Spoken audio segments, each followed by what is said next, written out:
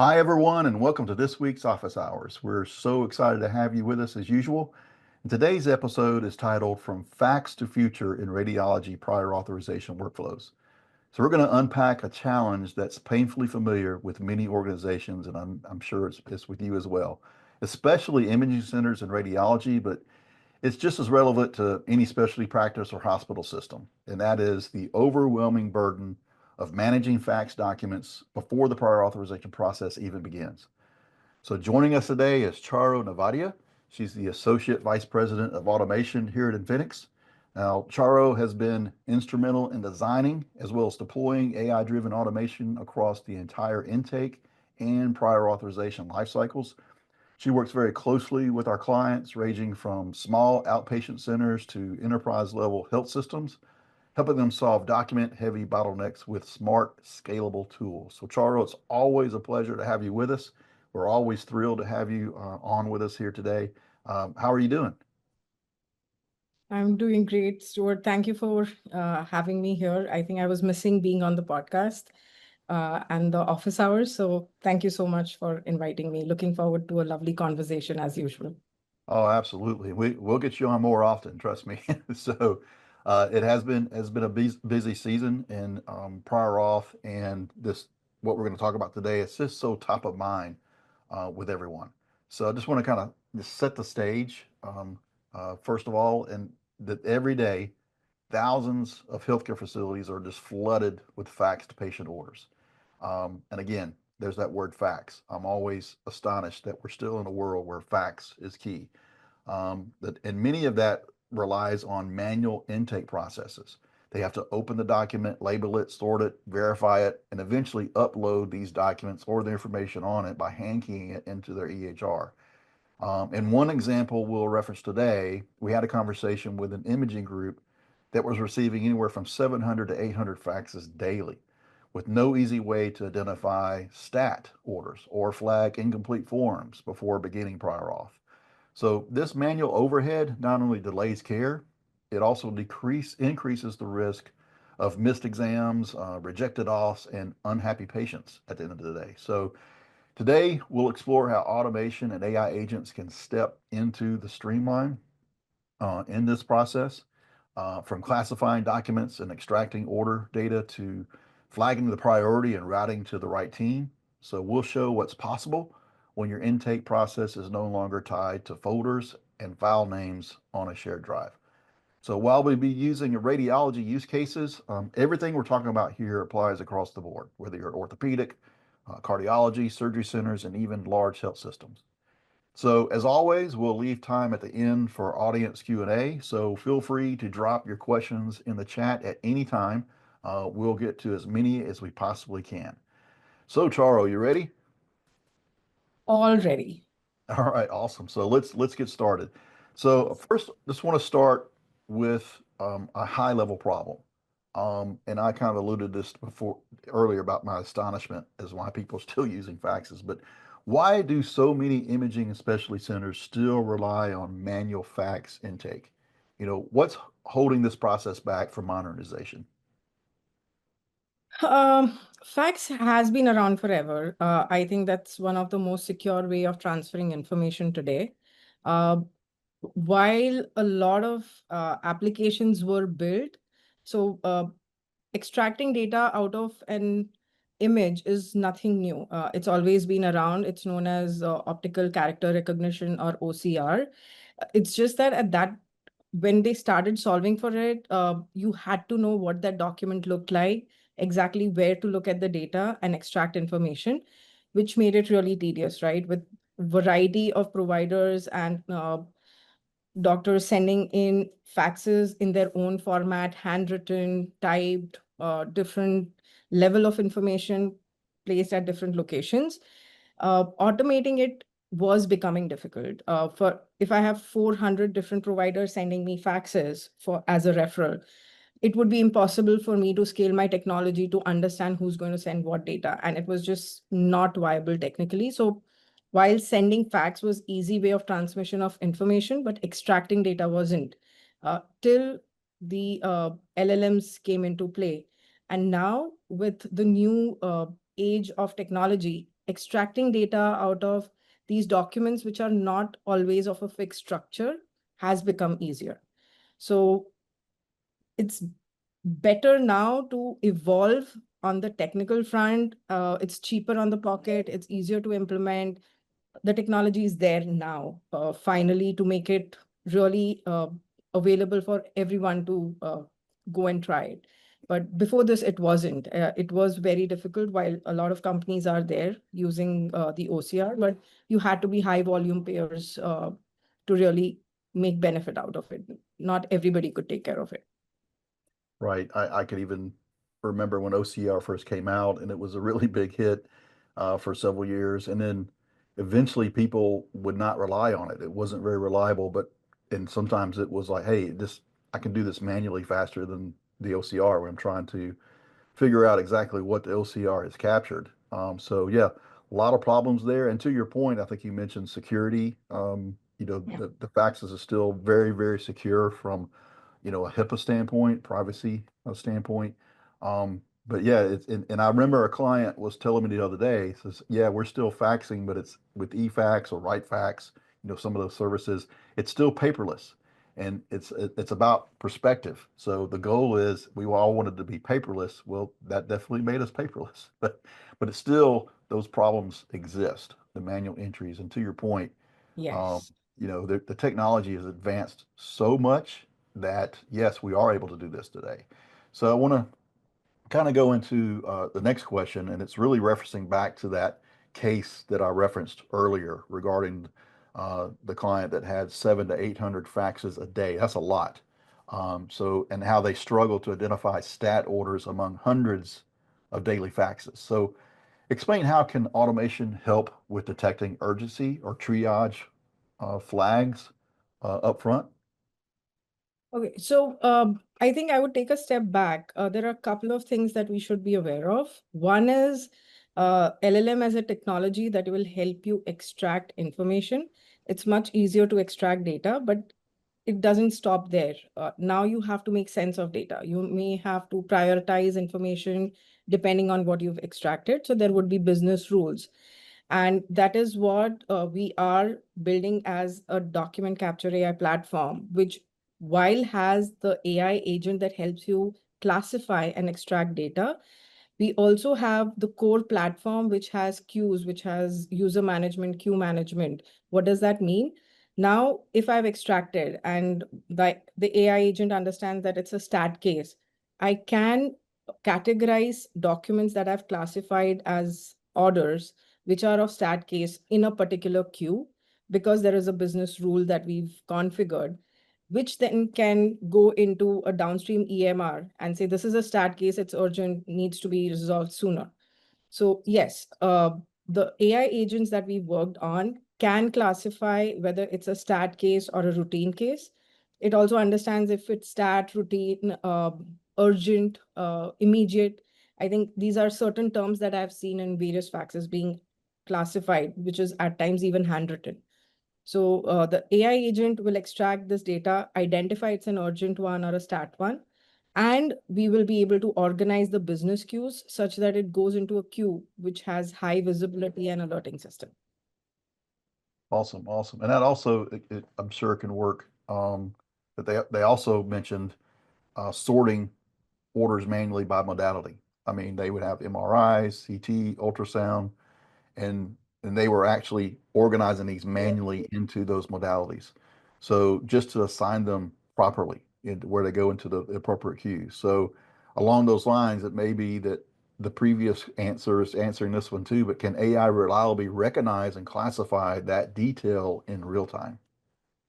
Yes, it can. So as long as, again, the business rule layer is what helps us classify and segregate. So imagine a human would have done exactly the same thing. Once they would have understood that it's an MRI versus another X-ray, and there are different folders you would want to place in, the system does exactly the same. Once they have classified, so AI agent classifies that this is stat or this is uh, an MRI, and there is this particular folder where you have to put it in. That's what the queue management would do, place it there. And then as part of user assignment, I could have certain specific people who work only on MRIs assigned to that queue, who would start getting those orders to be worked on, reviewed, or just processed in the downstream system. So yes, these are a common requirements that we've heard from the customer. And that's where the platform is pretty configurable depending on the business rules, which could be priority based or the CPT based. And we can organize work accordingly for them. We've also done it at user level, right? If it is from a particular physician that you want to be processed at a particular group level, we can do that too. Nice, nice. Yeah, and you mentioned the AI agent, so to speak. And so I kind of want to back up and kind of explain that and understanding when you compared it to a human specialist or the human eyeballs, human hand, what would a human do?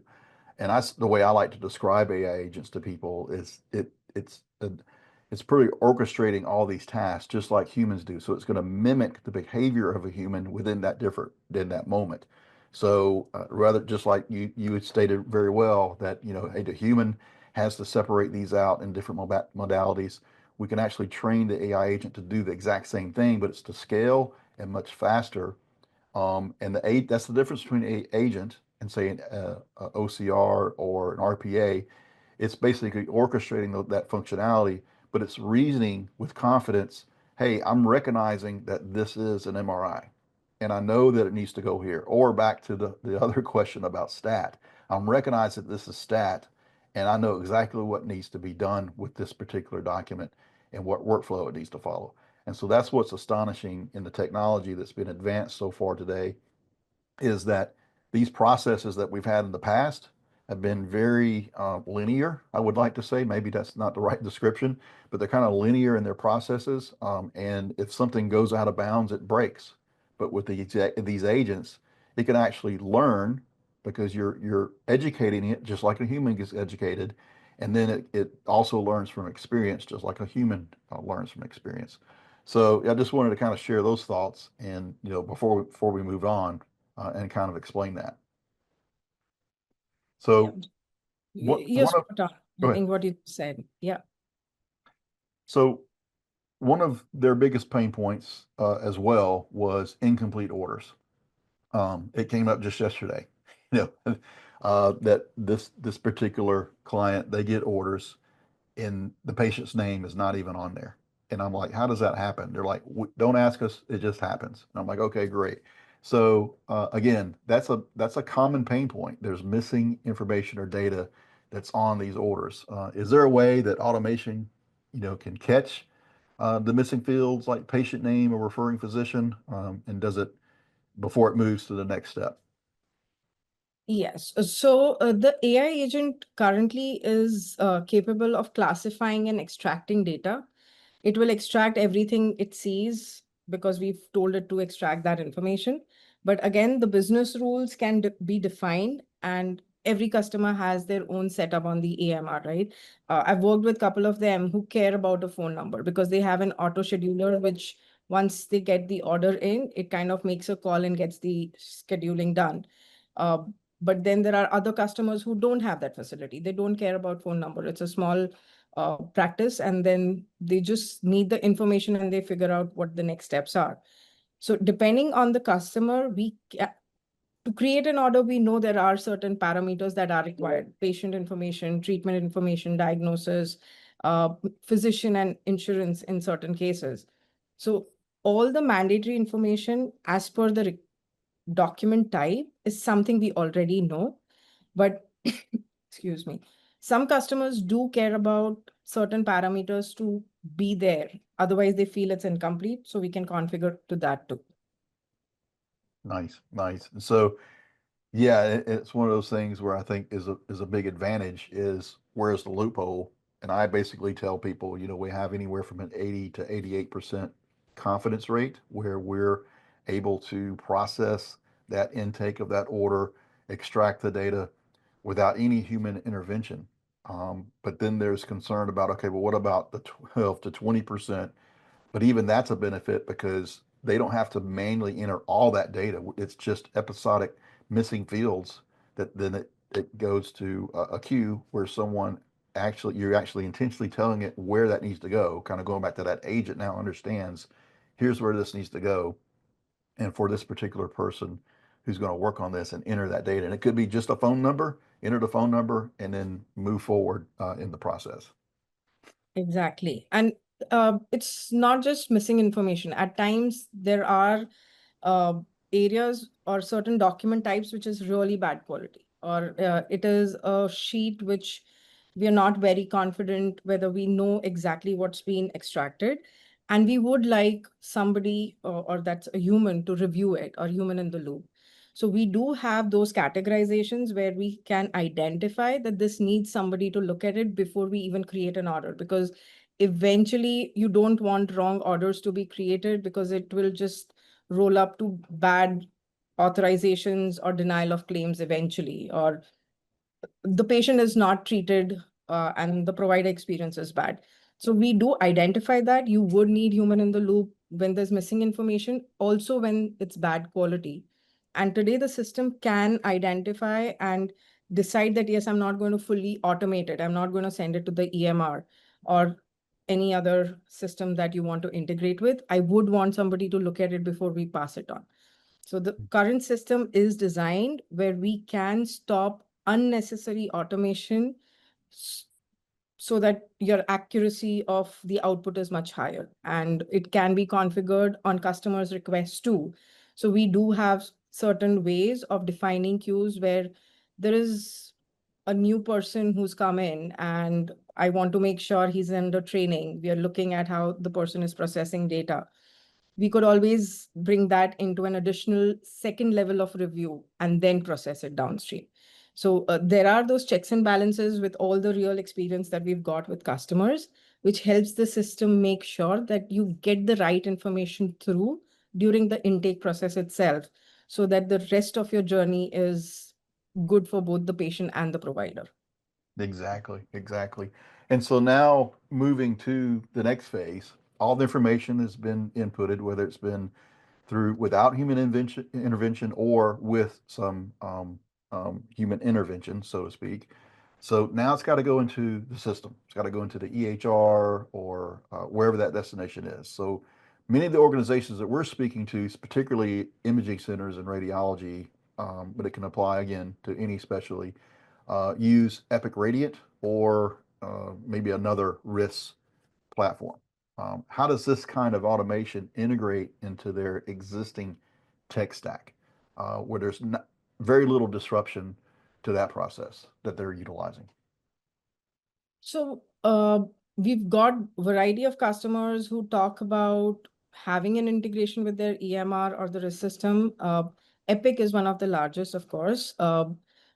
They do offer integration endpoints which we can work with, and that's easy. I think as long as we have the right information structured in the way they accept it, we can pass the information and the data shows up. You can create a patient, update an order, you can add documents. So Epic is one of the well-known integrations that just work pretty flawlessly.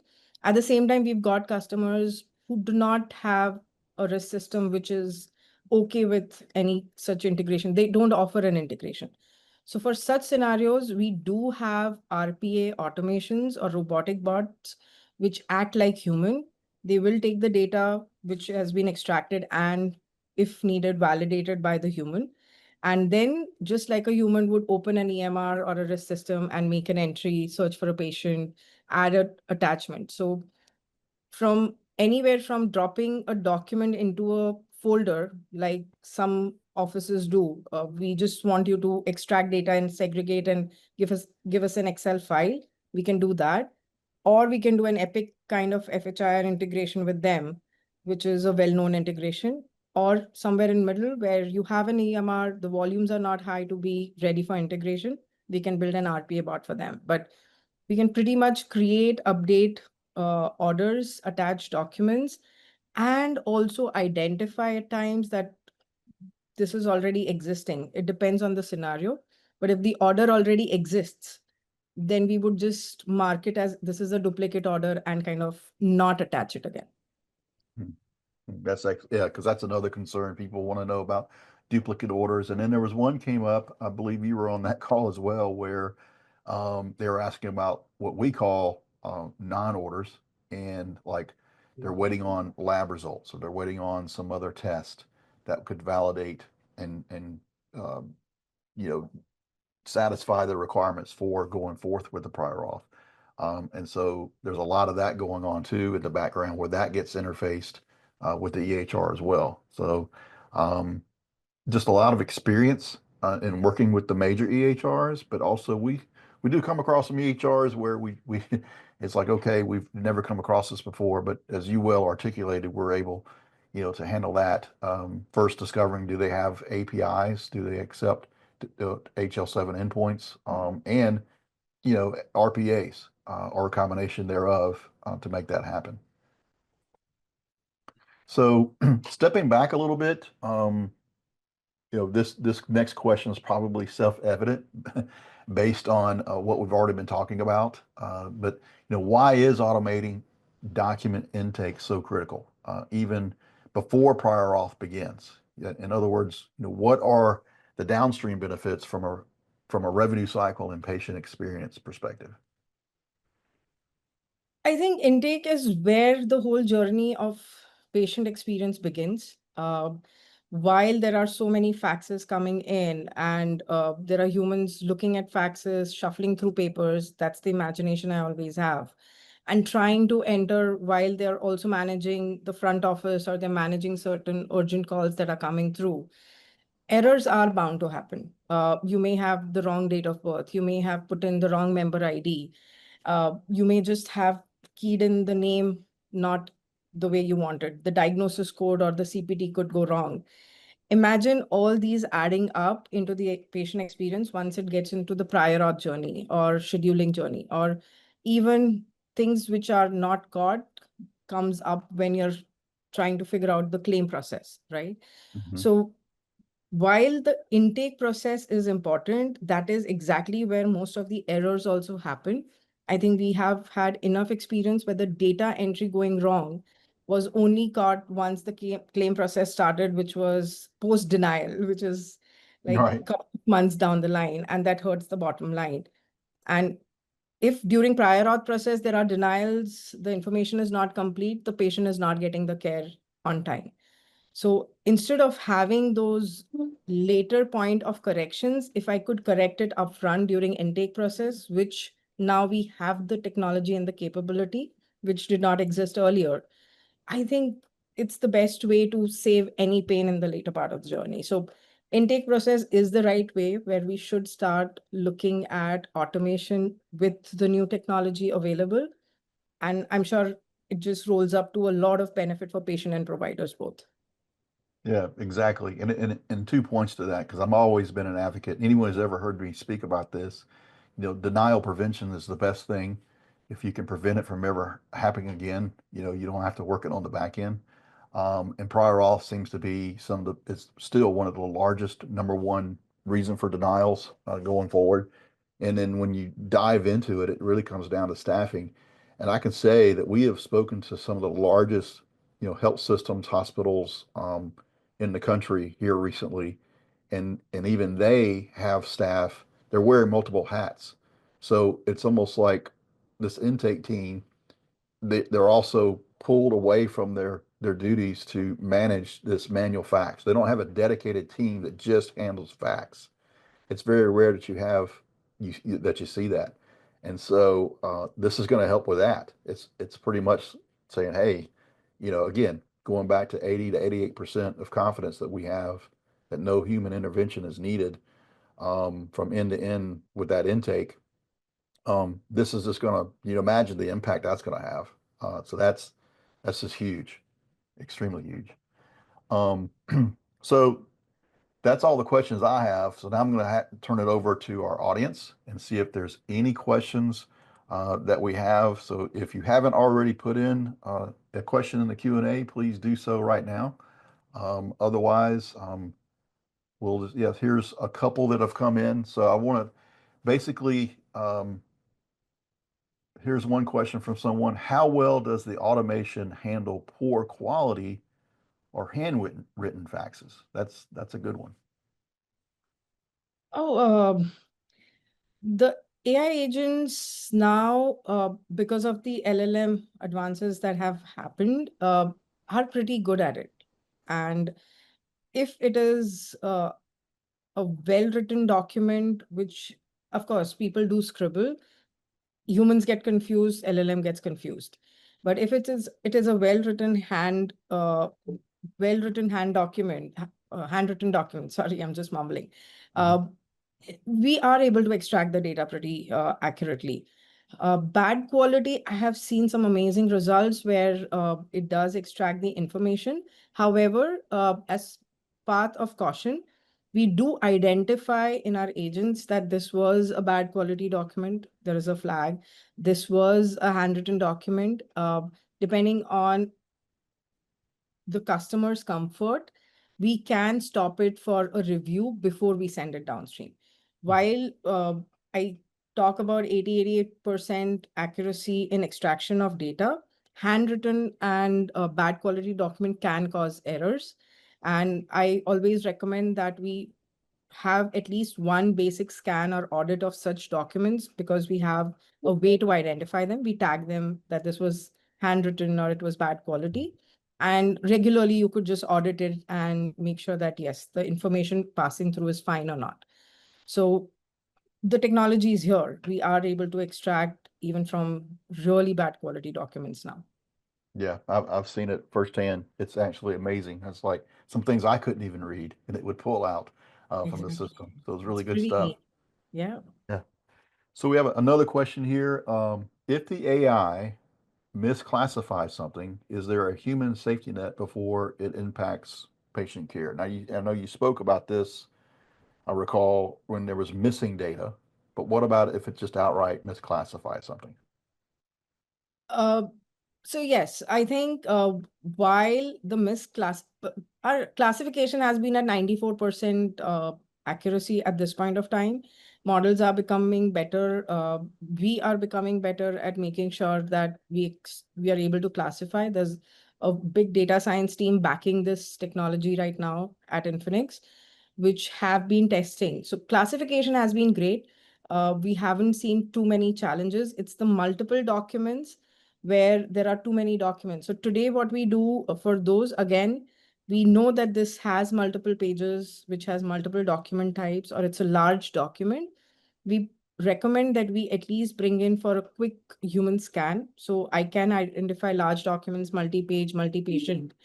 We have those validated by a human before it goes downstream, more as a safety net. So yes, misclassification pretty low. But if we know there is a complexity in the document that was faxed, we have ways to bring in the human net which will validate and pass it on. Mhm. Awesome. Awesome. Very good. So I'm going to check for a few more questions. I don't see any more. So with that, that's it for today's episode. Charo, it's always, I mean, I really do like listen to you and your insights. It's absolutely amazing because you're on the front lines. I mean, you're hearing the problems, you're creating the solutions for the problems. So it's always insightful to have someone that's first person to that. So thank you so much for being on Office Hours today. Thank you, Stuart. You're awesome as usual. Thank you so much for having me here. Yeah, thank you so much. And with that, everyone, we'll see you next week for our next episode of Office Hours. So stay tuned. We have something very, very good planned for you. So we'll see you next time.